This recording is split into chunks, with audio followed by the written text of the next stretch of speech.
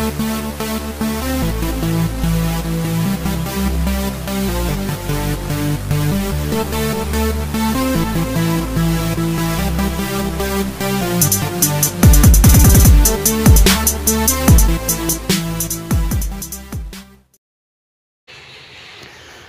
happy Wednesday racing, bayang karerista. Araw tayo ng Miyerkules, no? October 11, 2023. At 8 karera tayo for Wednesday racing sa Metro Manila Turf Club. At usual night racing tayo, no? 5:30 ng hapon yung simula ng race 1. At medyo may kanipisan na konti yung lineup natin ngayon, no? So pero pwede kayong magsama ng mga kursunado yung dehado. Medyo palaisipan din yung karera ngayon.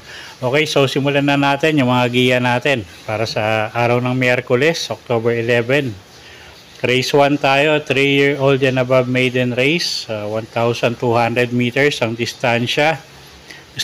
Start ng first pick 5.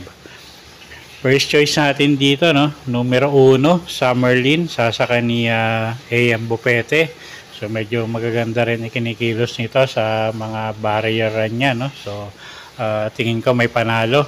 Second choice natin yung numero 6 na si On Eagle's Wings. Sasakay niya ni Ace Aguila. Medyo maganda rin yung huling itinakbo nito, no? At nakipagbat-batan nga sa unahan. So tingin ko pag nauna to, malaki rin ang panalo. Maiksi pa yung distansya. So siya yung second choice natin. Okay, so sa race 1, first choice numero 1, Summerlin. Second choice numero 6, On Eagle's Wings. Okay, race 2 tayo. Start ng winner take all. Merge group, no? Class 4, 22 to 27, tsaka 28 to 33. 1,200 meters ang distansya natin dito.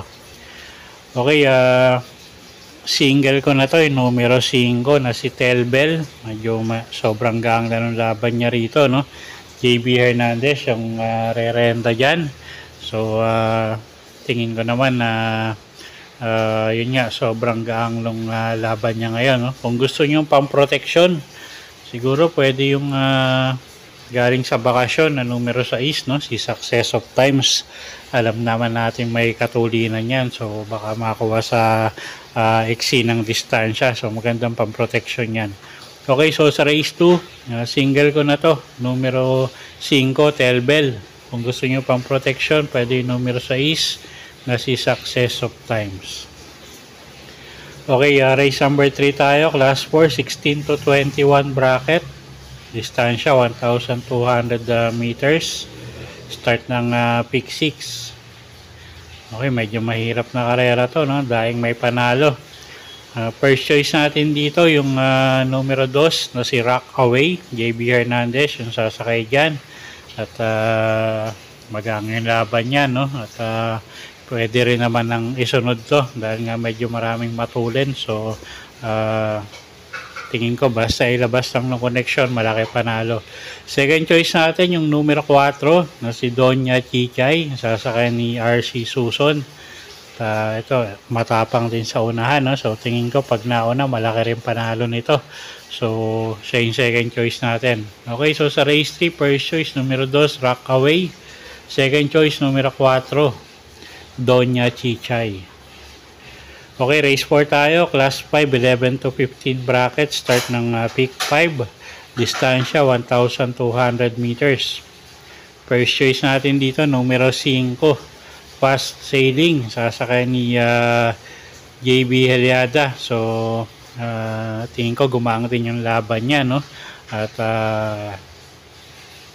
tingin ko kaya na rin isabay dito to. So, kayang-kaya na rin sumunod sa pacing nito. So siya yung first choice natin. Second choice natin yung dibanderang numero 6 na si Ikot Lang. Alison Pabilik naman yung re-renta dyan. So pag nakapagpahinga sa unahan to, tingin ko malaki rin panalo. So siya yung second choice natin. Okay, so sa race 4, first choice numero 5, Fast Sailing. Second choice numero 6, Iikot Lang. Okay, race number 5 tayo. Class 5, 11 to 15 bracket. Distansya 1,200 meters. Isa na naman magulong karera to, no?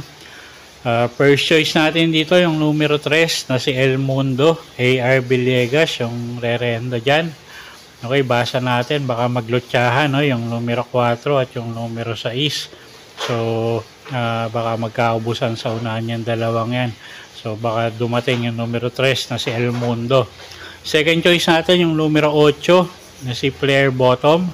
Sasakay naman yan ni JB Heliada. Although medyo pababa na yung grupo niya, no? Tingin ko pag nilabas ng connection, malaki rin ang panalo. Okay, so sa race number 5, first choice nga, numero 3, El Mundo. Second choice, numero 8, Player Bottom.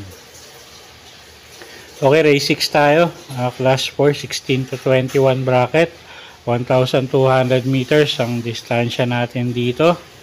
First choice natin dito, no, yung numero 6 na si Southern Man.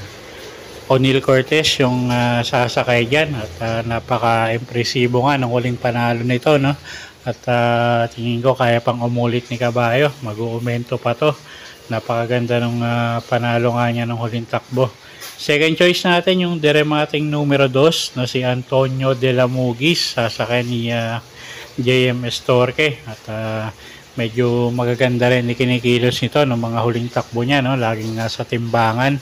So, tingin ko malaki rin panalo niyan. Okay, so sa race 6, first choice nga natin, numero 6, Southern Man. Second choice, yung numero 2 na si Antonio de la Mugis. Okay, race 7 tayo. Class 5, 6 to 10 bracket, 1,400 meters ang distansya. Medyo magulong karera na naman to, no? First choice natin, numero 9, Double Strike. Joel Ciego yung sasakay dyan. At maganda ay kinilos ng huling takbo nito. At tingin ko mag-aumento pa ngayon.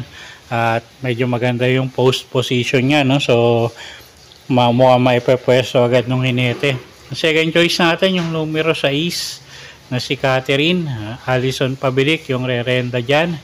Tingin ko medyo gumangin laban niya ngayon, no? At kuha tayong third choice dito, yung numero 7 na si Blue Mist. Sasakay niya ni O'Neal Cortez. Okay, so dito sa race 7, first choice nga, numero 9, Double Strike.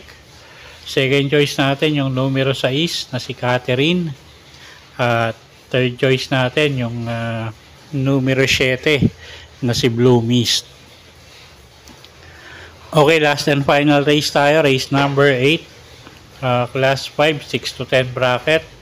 1,400 meters ang distansya natin dito. Para tingnan, no? First choice natin, numero 7, Smiling Lady. Si S. Pare Jr. yung sasakay dyan. At ito pwedeng iuna, pwedeng isunod. So, depende sa breaks of the game, no? Sa lundagan, tingin ko pagka kayang mauna ni Caballo, iuuna na to. Second choice natin yung numero 5 na si Sinag. Pati Dilema naman yung sasakay dyan. Isa ring matulin na Caballo. So, tingin ko sa diskarte magkakatalo to, no? At yun nga, siya yung second choice natin. At kuha tayong third choice, pang dehado, yung numero 9 na si Arobaito San. Sasakayan ni Apprentice Rider si A. Reyes. Okay, so sa race number 8, first choice nga natin, numero 7, Smiling Lady. Second choice, yung numero 5 na si Sinag. At third choice nga natin, yung numero 9 na si Arobaito San. Okay, so yun po yung mga giya natin para sa araw ng Miyerkules, October 11, 2023. Sana po yung makatulong sa pagpili nyo ng mga tatayaang kabayo. Inulit ko po, kayo pa rin po masusunod kung saan nyo itataya yung pinagpaguran yung pera. Good luck po at happy Wednesday racing, bayang karerista.